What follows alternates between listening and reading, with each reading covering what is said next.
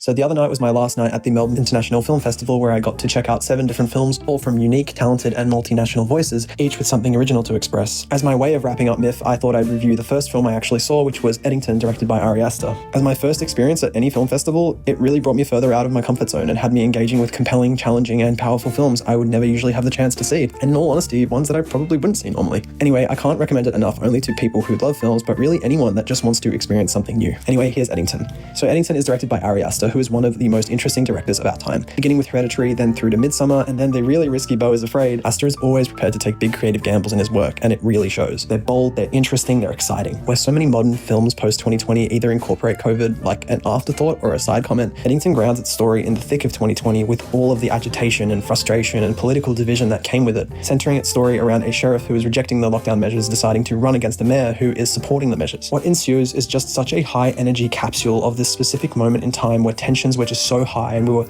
all living in our phones and we had no idea what was going to happen next. Without giving much away, Eddington really goes extreme with the already extreme, and it actually ends up becoming almost like a live-action South Park episode that is like both spoofing and depicting one of the most pivotal moments in modern history in a way that is like both ridiculous but also real, empathetic and thoughtful. From a beautiful sense of place out in the small desert town to these brilliant performances by Phoenix, Pascal, Stone and Butler, the cast, the score, the cinematography, it was all just so beautifully realized, coming together so well. But particularly the writing and Aster's raw vision of how this snapshot of pure madness would go really sends this film home. There's not much more I can say about it because it's just one of those things that you need to get in there and see, kind of knowing as little as possible. I just found Eddington to be like insane in all the best ways, and I cannot wait to see it again. I gave this a 4.5 out of 5.